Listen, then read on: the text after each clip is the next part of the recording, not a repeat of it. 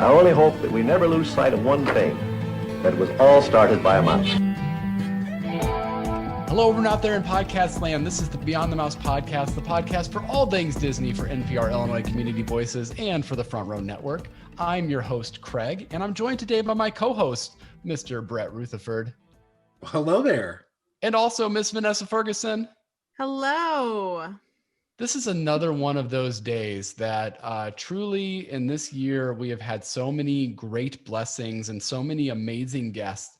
But this is another one that just is incredible that we get the opportunity to speak to a true Disney legend in his own right. Today, we're going to speak to Rolly Crump. And I'm so excited about the opportunity to speak to Rolly. I should also mention that his wife, Marie, has been extremely vital in setting this whole thing up, and she'll be joining us on the call as well.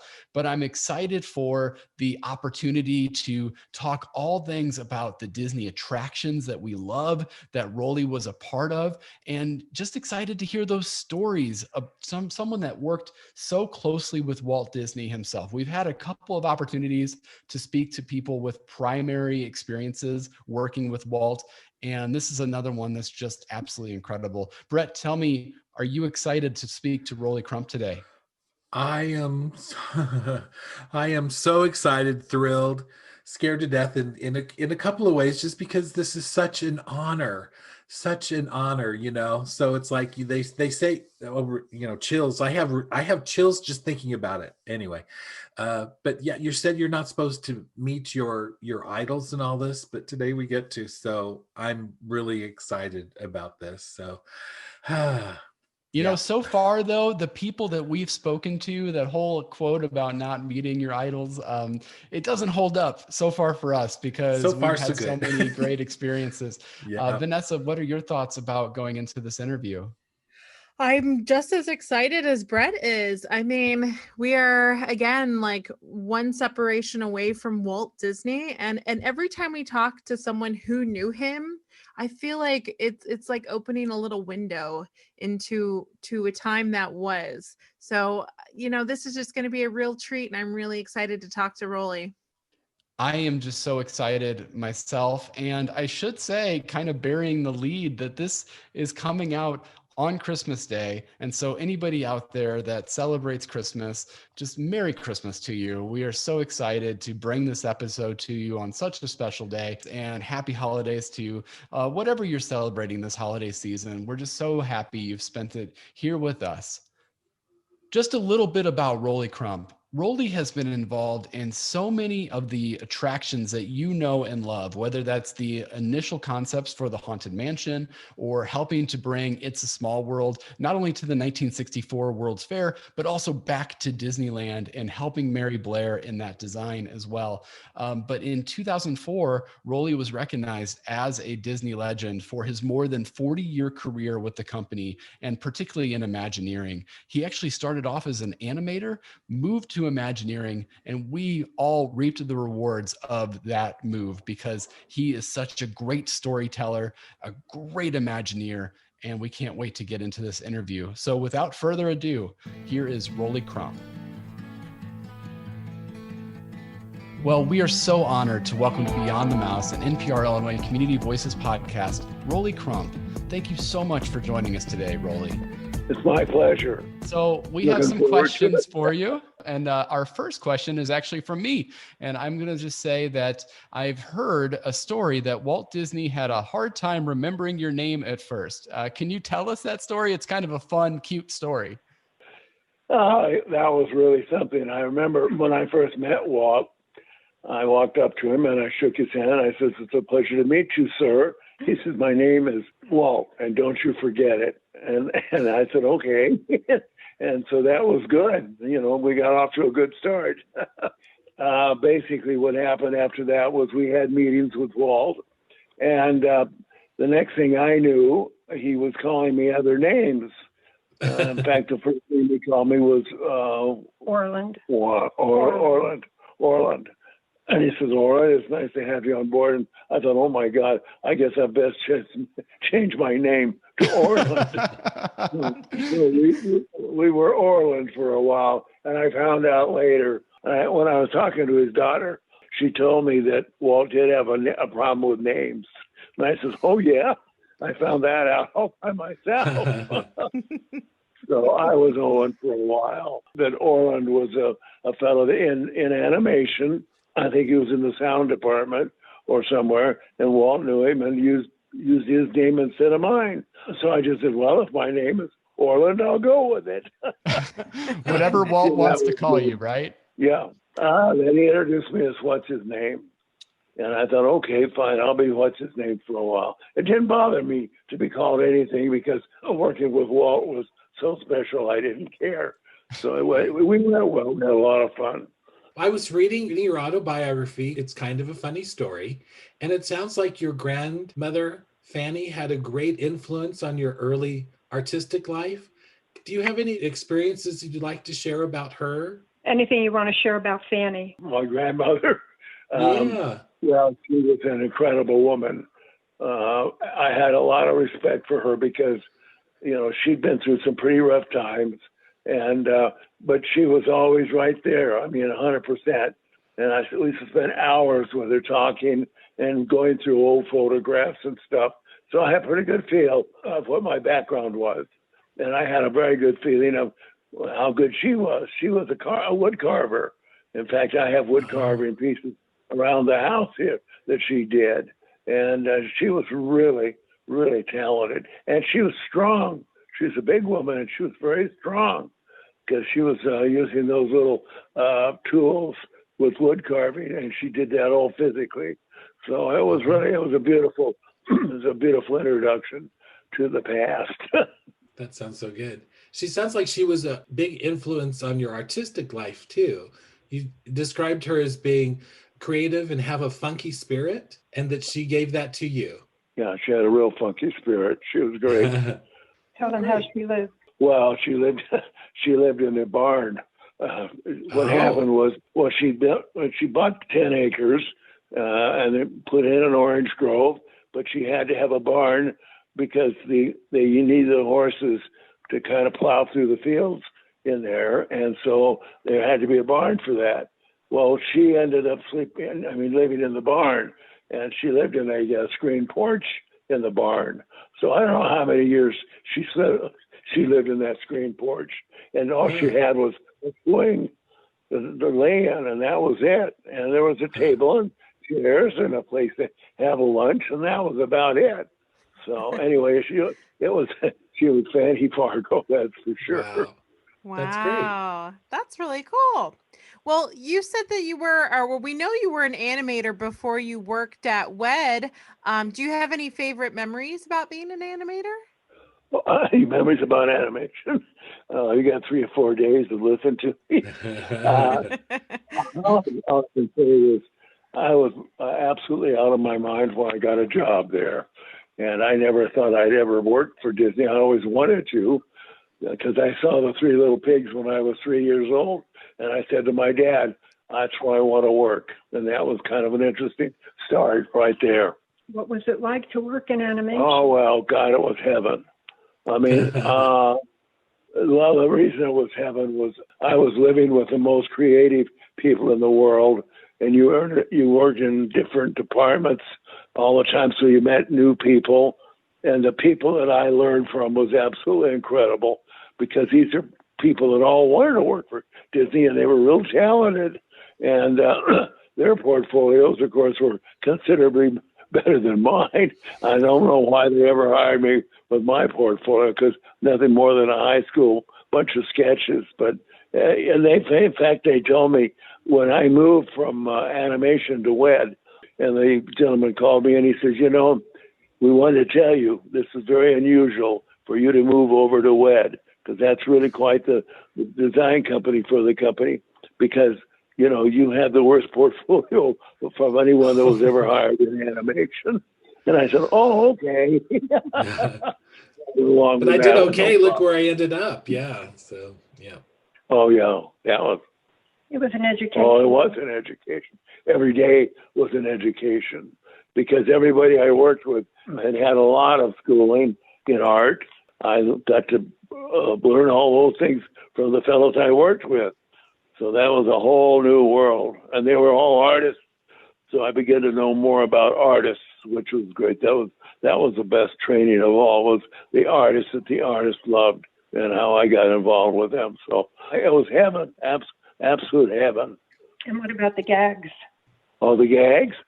Oh, yeah. Well, everybody was a cartoonist, and so the gags that went on a daily basis was an incredible thing. One of the best gags, of course, I had tons of gags, but one of the best gags was when you're in the office there and there was a phone. If you hadn't used the phone before, what they do is they take and tape down the button. So when the phone started ringing and you picked it up, there was nobody there because they taped down the answer. So you have somebody to answer, hello, hello, and it'd go on and on and on. Then finally you realize that the phone wasn't connected because they taped it shut. And so they used to do that to everybody. That was the first time they were on a phone in a little group of people. So it was a great gag. It was always pulled on everybody. That is so funny. Again, this is a question where you probably could say answers for days, but are there any particular memories, maybe one memory that really sticks out about working directly with Walt? Well, working with Walt was absolutely incredible because, first of all, you knew who Walt Disney was, and he was a big, big hero in your heart. And you knew you're going to have a meeting with Walt, so you'd all be sitting in the meeting, and I'd be nervous as hell. Because, my God, the man that walked through the door was Walt Disney. I'm going to have to sit and talk to this man. This is incredible. And the first thing you learned when you started working with him, he made you feel so comfortable. That was absolutely unbelievable. It was like you were talking to your father. And it was just great. It was just heaven. I mean, he made everything so easy. It was incredible.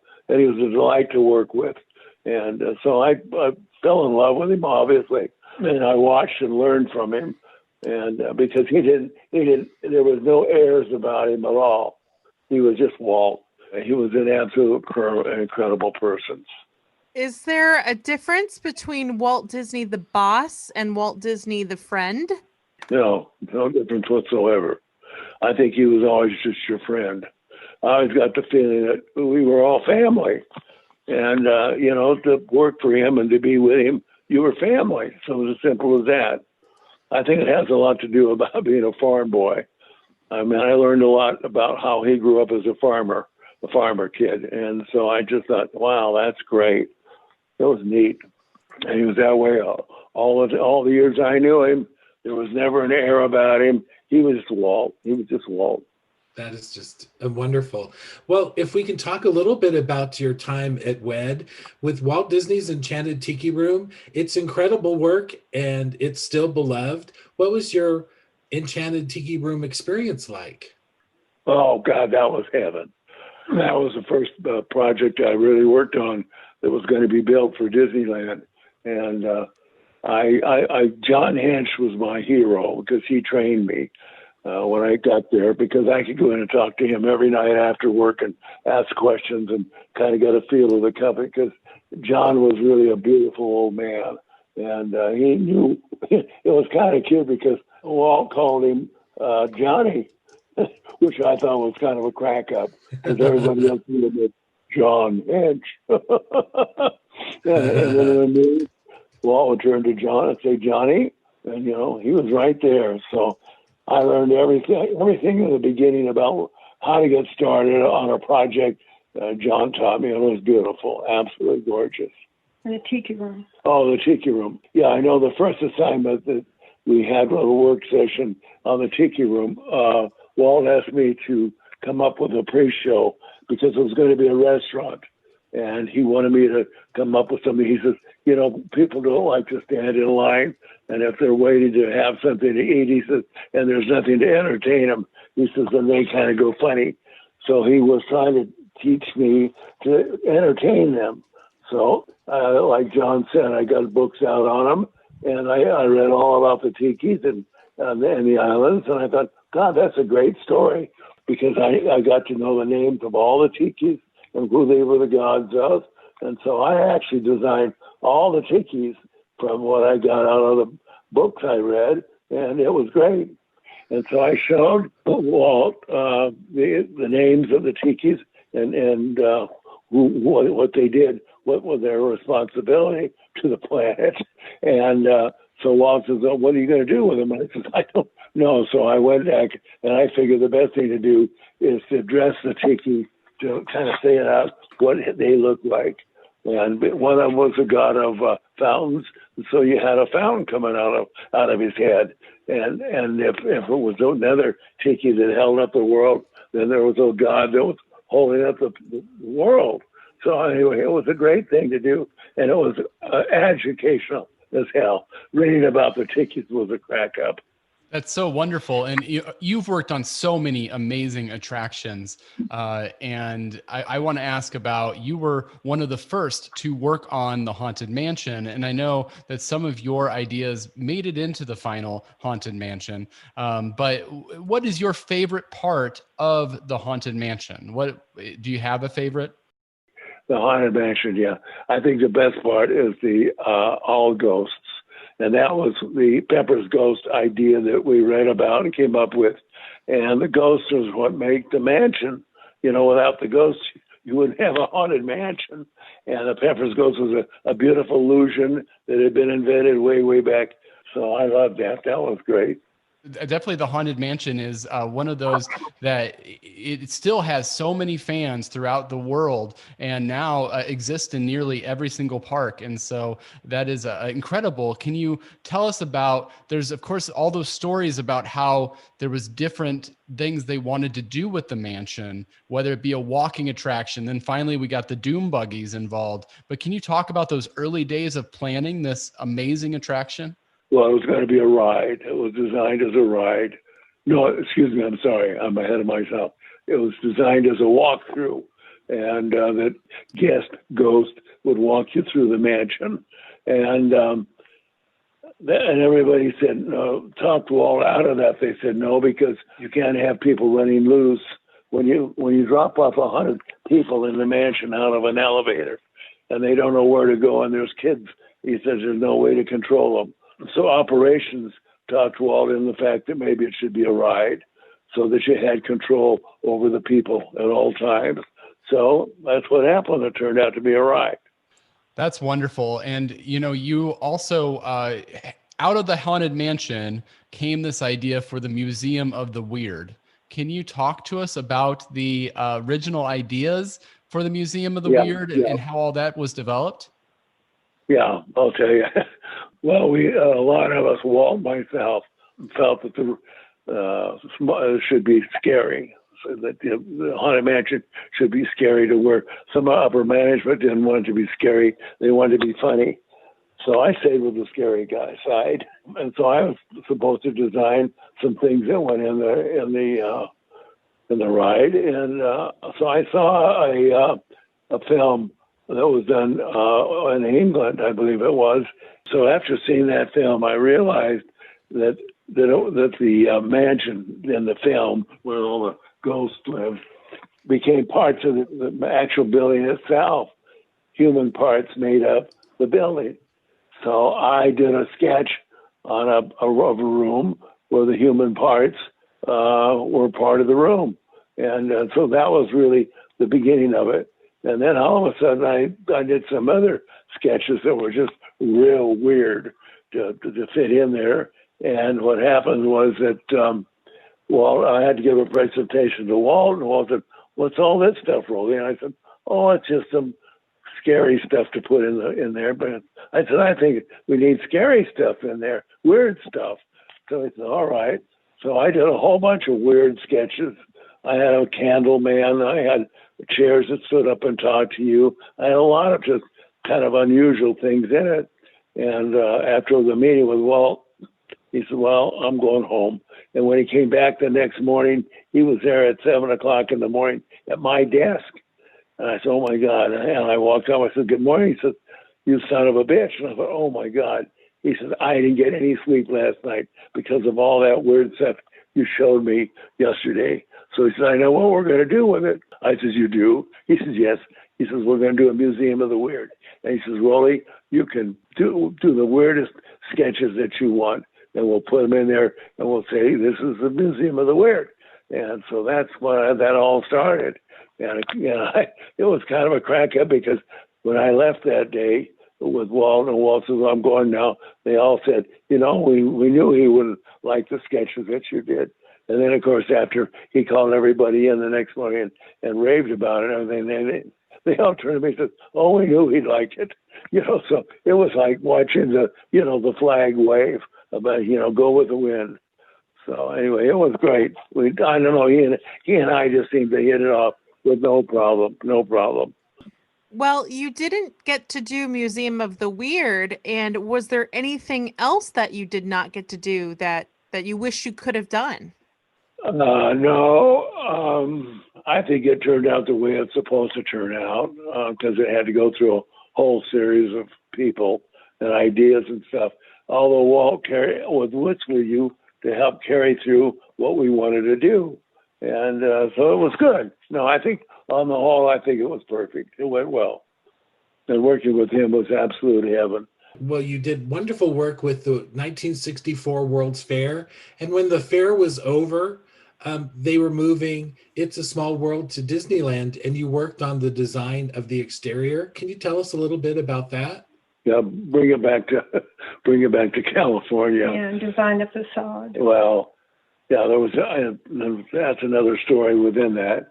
The interesting thing about it was I was heavily involved with the design of Small World, even for the fair, because there were so many of us that worked on it. Somebody kind of had to take and run with it, and so they gave me that job. So I was the glue to putting Small World together to begin with, and that's why I ended up back in New York, was because no one else had. A lot of designers worked on it, but you had too many designers to pick up and move to the World's Fair and work there. So I was sent back there. In a way, I did everything that everybody was supposed to do, which was great. I had a great time. It was wonderful. We all worked together so closely. It didn't make any difference who was trying to take anything. But the good news was I just felt good about being the glue and making sure that everything was designed properly. And I fell in love with Mary Blair's style, and I felt that the Small World should always look like Mary Blair designed everything in it.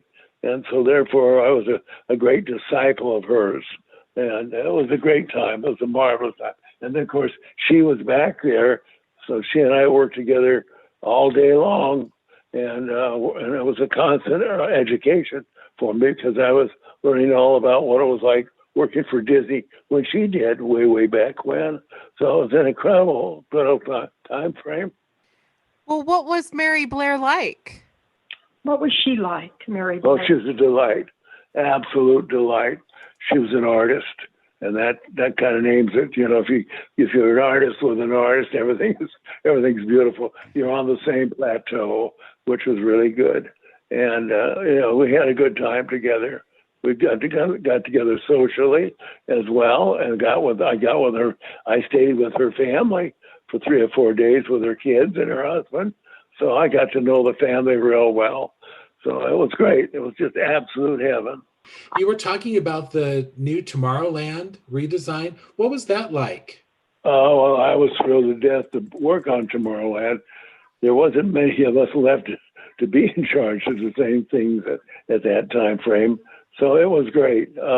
I do know that, this whole thing was an education to me because Tomorrowland, again, when we got there and I was working with the exterior lighting of it, it was overlit. So I had to change all of that lighting because it was overlit. And so, you had to put on a different hat, when you were doing show design in exterior-wise or interior-wise. So Walt was gone at that time? Walt had passed. Yeah. And I've got to tell you a story at the end. One of the greatest stories that ever came out of working with Walt was that one day, this was after Walt had passed away, and we had a big meeting up in the penthouse for lunch. And there was all kind of the key designers. And this is when we were celebrating the opening of New Tomorrowland. Well, Disney, his brother Roy came up to me, and I never met Roy. And he walked over, he said, "Are you Rolly Crump?" And I said, "Yes, I am, sir." He said, "I just want you to know my brother used to talk about you. And I damn near busted out crying. I thought, oh God, what a gorgeous thing to say. And that was really true. Evidently, Walt did talk about me a lot. So, That's to hear it remarkable. from So brother, incredible. That was incredible. Thank you. Thank you, Roy. Well, I have a question about Living with the Land. I love that ride at Epcot. What was it like working on that project? Oh God, that was heaven. We had some of the best people that we brought in to help us with that. Carl Hodges was the best one of all, because Carl's the one that taught us how to grow grapes in space or grow tomatoes in space. So all of a sudden, in fact, when I first met with Carl, he was working at the University of Arizona, I went down there, and in his building, he had a rainfall. Every day, one room would always be raining, and that was part of his program, was figuring out how to have water running in the ride. So it was great. I mean, I was working with some very creative people, and he was absolutely the best. He was marvelous time frame. And then I had to, almost in a way, live down there to work with them to get to know what they were doing. He was a brilliant man, and his wife was a brilliant lady, and they were always doing stuff that was different. And the first thing they did was they removed the roof from the house, so the house was wide open because I wanted the light to come in, and he also decided to where the waterfall in there was all. I mean, the whole thing was kind of like making it like it was its own planet, and so I learned a lot from Carl. And then one night I was there visiting with him, and I said, "Okay, let's take a bath." And I said, "Yeah, let's get the tub." So I said, "I would bring my trunks," and he says, "No, we're going in there to get naked." So I got into a big bathtub, he and his wife, and we was giggling and laughing. So I mean, nothing but fun. We just had a good time. Lots of fun. These are really good creative people. We have, you've worked with some amazing people, and kind of in Imagineering, I have a couple of names, and if I give you a name, can you just tell us a little bit about them? What just a couple of words about what comes to mind. The first one, you'd mentioned, we've talked about Mary Blair and John Hench. What about Mark Davis? Well, Mark Davis was he was one of the 9 old men, and probably one of the finest artists and animators that ever worked for Disney. Mark was incredible. His design work, as far as animating, was absolutely the best. I think Mark was the best animator that ever lived. And what about Blaine Gibson? Oh, Blaine was a sweetheart. He was a sculptor, and it's interesting because I said, "How did you ever start sculpting?" Well, he grew up on a farm, and what he did was he would make mud balls and make little figures out of mud balls, and then he'd sculpt them. So he sculpted little pieces of clay, and that's what got him started, as wanting to be a sculptor. And he was a delight to work with. I love Blaine. Okay, how about Claude Coates? He was good. Well, Claude was a background painter and a very, very sweet man. He was big, tall man, and he was a delight. And all these guys were absolute friggin' delights. I mean, you were a family, for God's sakes. And I know that I used to go to the baseball games, watch the Dodgers, because they had box seats. Yeah, box seats, and so he was always there with his wife. So my son and we'd all sit together, and it was great. So it was a social activity that we had. That luckily the company had the seats to have us see it with, and so it was great. Well, the whole thing was great. Just a friggin' dream come true. It's so great talking to you because you've had such a remarkable life, and you've had so many amazing experiences throughout your life. It's so incredible. But I do want to ask, your ideas are so bold. Were you ever nervous about pitching an idea, or was it just that you were confident in those ideas that you had? No. No. I just, it would come to me, and I did my job, and then it was up to me to sell my job, and I sold my job. So no. I was never nervous. Never. You were That's that great confident. to know. Oh yeah. I was very confident. And it So comes was- out in your work. What inspires you as a designer? To do something I'd never done before. And that happened all the time. And you learn as you go. And I found out that was the greatest way to learn is by doing. And so that was incredible. Wow. I think, and that's the other thing, it gets back to my childhood. I never took art lessons other than high school. So basically I taught myself. And I've always thought that if I was teaching, I'd set aside a class of how you teach yourself to become an artist or a designer, rather than having to always have to go to school. Because by learning by yourself, I learned by listening to the radio. I listened to the radio shows in the afternoon, and in the evening I'd spend sketching of what the characters might have looked like that were in the radio show. So it sets your imagination and got your imagination working for you. So yeah, the radio was my secret. Wow. Well, I have my last question is, what would you like people to know about Walt Disney? Well, he was the sweetest man that was ever put on this planet. And he knew it once he got started on a project, no matter what it was, he'd only be on the project in a very short period of time.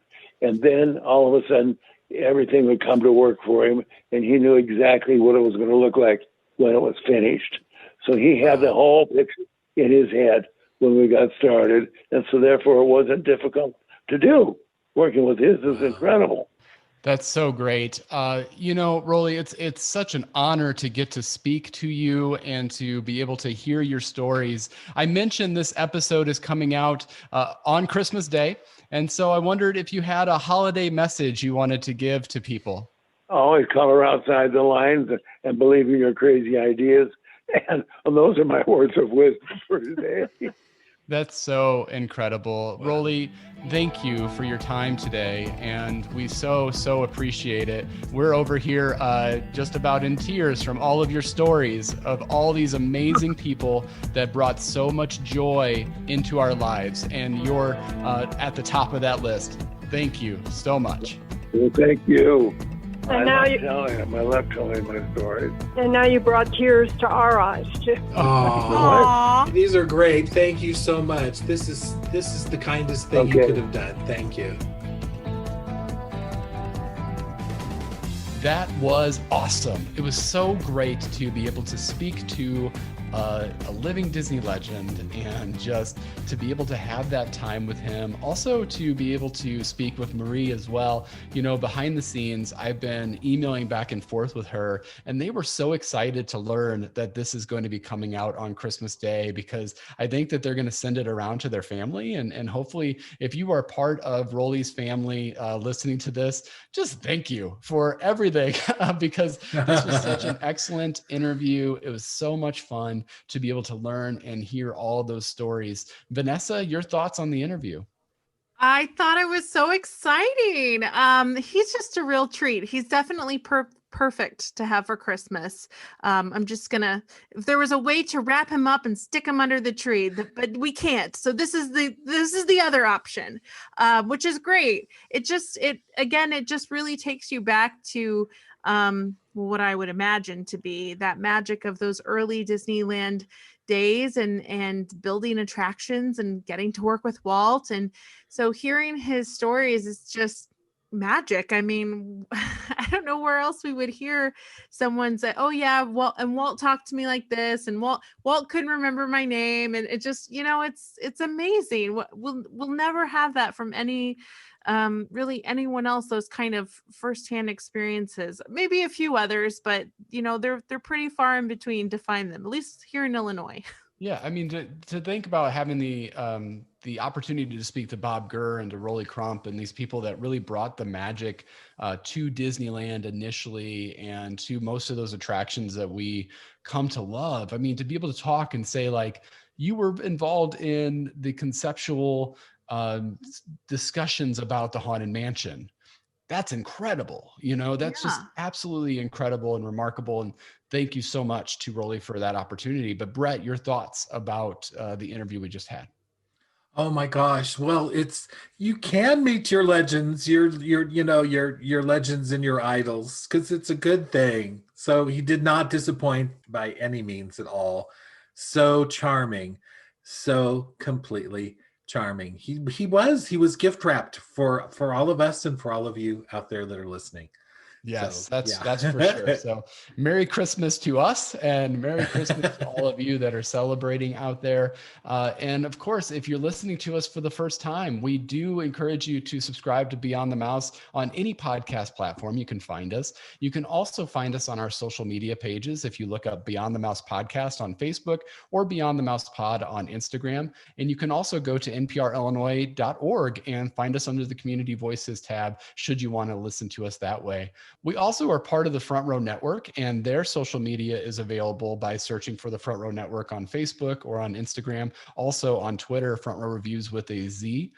Just incredible stuff that we have coming up here. We have a brand new, we thought that we were done for the year, and then Disney decides that they're going to release a movie to Disney Plus on Christmas Day. And so we will have our full disclosure of Soul coming out soon. We don't quite know exactly when the release date of that will be, but it is going to be soon. And we have something extremely special planned for that. And so we are excited. We will let you know as soon as we can about that. And so follow along with us on social media, and you should be able to get that announcement even prior to the episode coming out. We are so excited. It's extremely special. We can't wait to share that with you. Also, we have what I think is one of our best episodes of the year, which is our year-end review. That'll be coming up shortly, where we just go back and talk about all the amazing guests we've had, all the opportunities we've had, everything that Disney has brought us over the last year, and then maybe even more importantly, what we are looking forward to in 2021 as well. Well, I'll go to my two lovely co-hosts for any final thoughts. First, Brett, any final thoughts? Well, I'm lovely. like finally. No, let's see. Oh, this is just, let's wrap up 2020 in a big old bow too, because, as we've sort of said before, that it's been a challenging year on so many fronts. But here at Beyond the Mouse, we've had all the gifts. We've had an abundance of gifts. And so I'm so thankful for all of that. And especially today with Rolly and Marie too. Wonderful stories. So, I mean, what else can I say? I'm wrapping all of this up in a bow and say, here, enjoy. Truly, truly wonderful. Vanessa, any final thoughts for us? I agree with Brett. It's really hard to be negative about this year when it's been so good to us here on the podcast.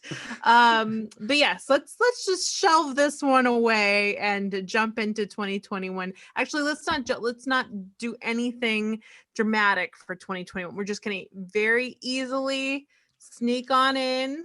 We're not even going to go detected. So Yes, but yeah, it's been into the new year. Yeah, very sneakily enter 2021, but it's been a great year and it's been a great Christmas, and I'm glad I got to spend it with you guys. And Aww. and I know sometimes I can be nice, and Always. thank you to everybody who's listening, and it's been wonderful. That is so nice. I should mention, if you want more Rolly in your life, and who wouldn't, I would encourage you to go out and purchase Rolly's book. It's kind of a cute story. You can find that wherever books are sold, and check that out. Also, to any member of the Crump family that is listening in and back to this episode, just thank you for everything you do. And thank you particularly to Marie and to Rolly. You are rock stars in our minds, and we really appreciate everything that you've done to continue to create magic for us and to keep that magic alive. for many, many years to come. So thank you so much. For Beyond the Mouse, I am Craig. I'm Vanessa. And I'm Brett. And we will see you real soon in the front row.